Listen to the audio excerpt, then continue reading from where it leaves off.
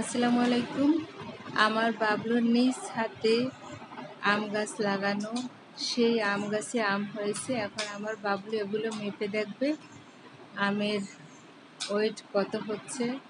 আমার বাবলু মূলত এই গাছগুলো যখন লাগিয়েছিল তখন অনেক ছোট ছিল, ভাবি না এই গাছে এভাবে আম হবে। আর আমার বাবলু মেপে দেখাচ্ছে।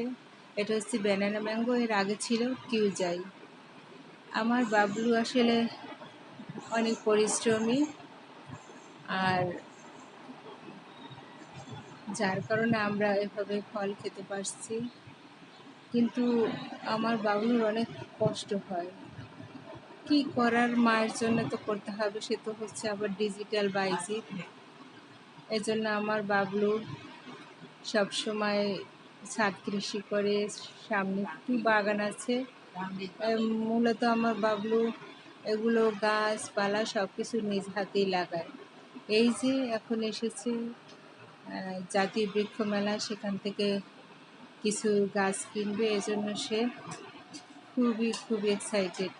সবাই আমার বাবলুর জন্য দোয়া করবেন।